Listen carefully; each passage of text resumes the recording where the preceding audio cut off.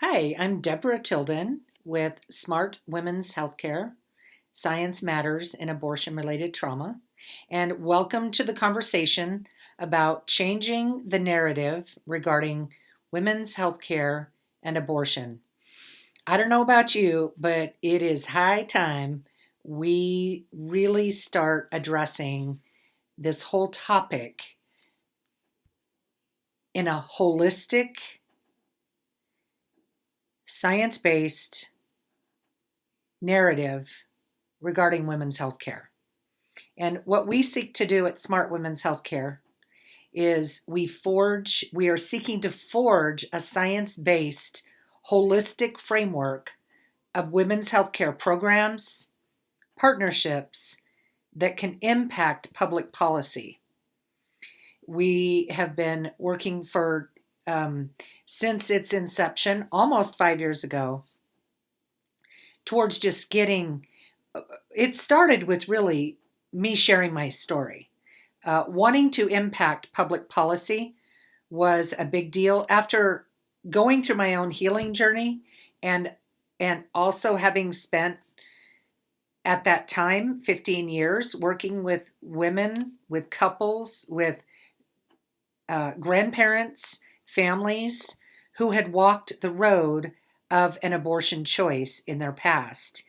It just became so much more apparent, and it just drove me to ask more questions and to really seek to better understand the broader scope of abortion's aftermath and just everything surrounding it. And, unfortunately, in today's marketplace, it's so much about when you hear women's health care, it's always about abortion. And women's health care is abortion. Abortion is women's health care. And we've really just tried to take a different stance. We focus on women's health care, and the science, the worldwide science, and there is a lot of it out there. We don't focus on the pro-life, pro-choice discussion. That has become so polarizing and oftentimes divisive. People think if you say you're pro-life, they automatically know exactly how you think. Oh, you're just about taking away women's rights. And it just goes into a really sometimes very just divisive conversation oftentimes. But when we really just stay focused on women's healthcare, science, creating a conversation, talking to women, taking women's stories and, what has her path been, creating a safe place for women to unpack that experience and couples, parents who forced their daughter and then their life was never the same. They were never told, never given full disclosure. So, what exactly does the worldwide science reveal about abortion trauma in the world today? We have some really, really excellent resources that we have found over the last, I would say mostly the resources have come about since about 2013, so about 7 years. And that one of the first ones was this resource, Complications. The first edition was 2013. This is the brand new edition, 2017. This is a compilation of more than 600 worldwide studies of the physical and psychological harm of abortion on women. Don't you think it's time we start discussing this? I would love to see this.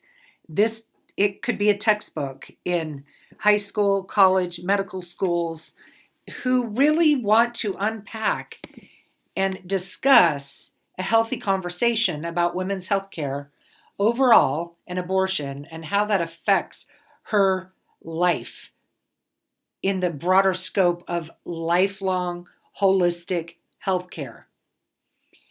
The Complications book is actually featured. Some of you may have heard of the Hush documentary. a liberating conversation about abortion and women's health. This goes into talking about what the research has shown regarding the breast cancer risk, preterm birth, preterm labor for future pregnancies for women who have had previous abortions, and then the mental health and suicide increase of abortions on women. And this is a resource that has come along in the last couple years that accompanies the documentary, that really goes into a lot of the charts and the research, and that gives the full bibliography of the research that has been done and that is documented in the Hush documentary.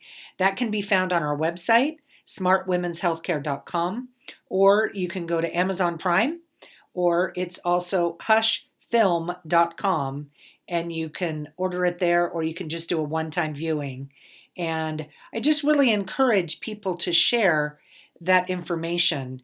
And just a lot of what's going to change the narrative is we get better educated. Whether or not you've had an abortion yourself, or you're a medical professional, healthcare professional, there are so many excellent trainings available.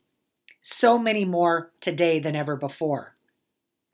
Just where our mission statement is, I kind of see myself as we're a clearinghouse of different partnerships, just like our mission statement states, is that we're forging a science-based framework, holistic framework of women's healthcare programs and partnerships that can impact public policy. Some of those are pro-women's health centers, facts about fertility, concepts of truth, choose grace. I mean, save one. There are so many. Life perspectives. Abortion changes you. Creating a safe place. These are just a few of. I do know that creating a safe place and facts about fertility offer continuing education credits to medical and mental health professionals who want to further pursue this information. And I just really encourage that. That's how we're really going to change the narrative. As we get more and more educated about this subject, we can begin to provide a science-based conversation in the marketplace when these kinds of discussions and public policy. We need to separate politics from healthy public policy. So many times the issue gets mired in politics, and we forget healthy public policy. Healthy, holistic public policy is what we need to seek to advance in our culture. Better research about these subjects.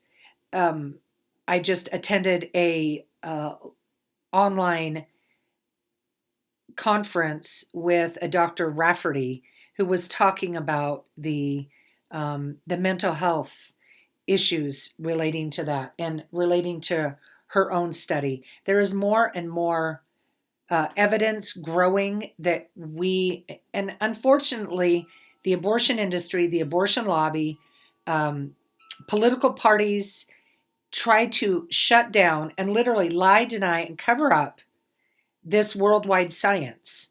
We need to get women informed consent. One of the most recent focuses to advance better healthcare policy for women is, this is a brand new resource that just came out the 1st of 2020, Health, Hormones, and Contraception, What Women Need to Know to Stay Well. This has in it a extensive FDA petition that was submitted by a team of doctors to the FDA to give a closer look to all of the health risks and complications of birth control products on women's lifelong and holistic health care. A lot of people do not realize that birth control pills are a type 1 carcinogen on the World Health Organization list. Yet we're peddling it to our young women as young as junior high and high school as just like it's candy and that there are no consequences of it. What a sad and dangerous narrative that we're peddling casual sex, casual abortions, all the gender confusion on our young people. It really breaks my heart when we're taking that road. And I will often say that it's like we're throwing our children, our youth, under the bus for political ideology and agendas. That's just we all deserve better. Our children deserve better. What will the legacy be that we leave for future generations? We need to work together to create a healthy, holistic conversation in the marketplace, within our workplaces, within medical professions, and just being able to get better training and better education. One of the things that Facts About Fertility offers is actual training to medical students. That is their main focus, is education to medical students. But it is also great information for lay people. They have review of a lot of the fertility apps that are out there. Being able to help women understand their fertility. As women understand their fertility, it actually can help them better understand a lot of aspects of their health, because in tracking your fertility, you're able to gain a better understanding of how your body is doing just in its overall health scope. So again, one of the things that we really focus on is the importance of impacting public policy, challenging the status quo narrative in the world women's healthcare discussion in the marketplace, and advocating for women's lifelong healthcare and holistic well-being, and looking at peer-reviewed empirical research with positive critical thinking and critical reasoning as we educate public policymakers. And some of you are on here. We are working on helping public policymakers better understand the fiscal impact of the consequences of preterm birth, as I mentioned before, as featured in the Hush documentary, the fiscal impact of the mental health treatment centers. And just for example, a couple of studies I'll mention here is one out of the British Journal of Psychiatry in 2011. The meta-analysis identified 22 studies which strongly supported an association between abortion and mental health problems. An overall 81% greater risk of mental health problems for women who had had an abortion compared to women who had not. Again, that is the British Journal of Psychiatry 2011. And it went into a little more detail regarding anxiety disorders. 34% increase. Depression, 37% increase. Alcohol abuse and use increased by 110%. Suicidal behaviors, 155%.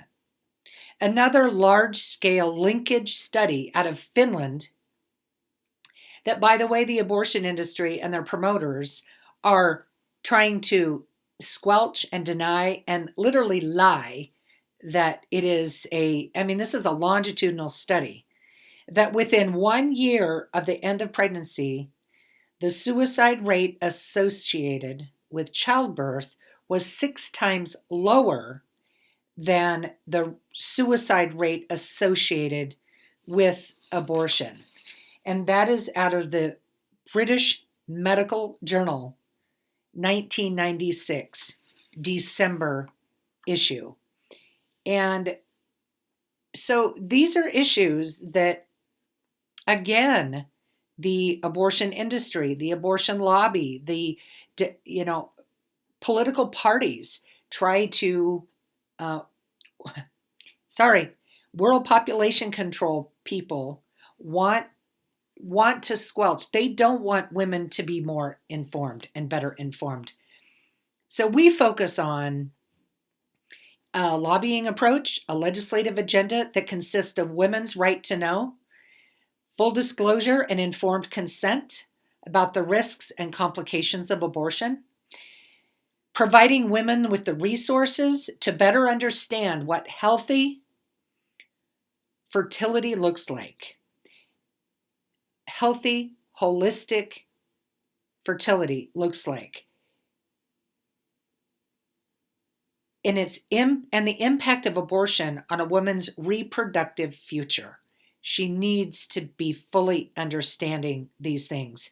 Well, and one thing I would note too is every one of us in relationship to the intertwined nature of a woman and her child in the womb, all of us have a belly button, which is the evidence of the umbilical cord that connected you to your birth mother.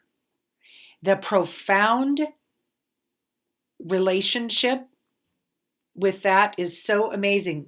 I actually a couple years ago did a piece that just I literally just woke up one morning and I just heard this still small voice and I just kept hearing belly button, their belly button. So I took some time to pray and it just took me on a journey for a couple of days to study the umbilical cord and the neurobiological connection between mother and child in the womb. And a lot of it has come out of my own personal journey after having an abortion and just to this long and winding road that I personally have been on, and having spent the last 20 years working with women, couples, families who have walked this road as well, to gain a better understanding and create a safe space for people. One of the other things that we're working on is creating a House and Senate resolution, whether it's at the federal level or state levels, that seek to elevate women's holistic healthcare policy to reflect worldwide best available science. We urge Congress and the Senate and the President and governmental agencies to support and implement policy and legislation that acknowledges the worldwide science, doesn't ignore it, but to really bring forth a discussion, a healthy discussion about the risks, complications, and causal links of abortion on women's health. And we also are working hard to build strategic coalitions to expand on earmarking research dollars to fund better unbiased research for the sake of women and future generations to come. We need to take this discussion to a whole new level, and we want informed consent laws to protect women's right to know the medical and mental health risks associated with abortion. And we work to clarify alternatives, non-biased, scientifically accurate medical facts about the development of a woman's unborn child for her to understand what is taking place in her body before making these life-altering decisions. And we just see this as an unwavering movement of just people who are coming on board, wanting to be better educated, being able to have a conversation. You know, there's times it is awkward. We're working on a curriculum that really can focus on some of the frequently asked questions that you encounter. Believe me, I've had many of them with my meetings from nearly 175, 200 meetings with legislators at the federal level or state level, pretty much mostly Oregon and Washington, personally. I try to answer every question. If I can't, I find the answer to those questions. But it's really been a fascinating journey. And to find the support that is out there There's so much people know, but there's that intimidation factor of when you get the pushback of the opposition saying, "Oh, that's not good research." It's like, well, truth is still the truth, whether or not someone accept the fact that it is the truth. They don't really want the truth, unfortunately. But again, it's going back to science, common sense, critical thinking, critical reasoning about these issues and women's health care. We're treating it so flippantly today. It's really heartbreaking. One of the things that we're really excited about, we have such a beautiful theme color. It's called Tahiti Blue. And this is, we chose the DNA strand that really focuses on the science side of things. Smart Women's Healthcare, Science Matters, and Abortion Related Trauma. This is, and then we work on social media campaigns, Smart Women's Healthcare, neurobiology of pregnancy. Do we talk about that? That's part of the science of it all. Your belly button, the umbilical cord, facts about fertility, informed consent, holistic health, science matters, and truth matters. Do they ever? And it's such an important aspect of the culture that we're in today. And we just, I encourage you to reach out. Again, our website, smartwomenshealthcare.com. You can find us on Facebook. We try to post some of the most current research, workshops, continuing education courses that you can plug into, and just really work together. I always say teamwork makes the dream work, and together everybody accomplishes more. And we just invite you, and I thank you for taking the time to enter into this conversation today. I know it's kind of been one way, but I send me your questions, reach out. And again, thank you so much for taking the time to be part of this virtual conference. And you have a blessed day. Bye bye.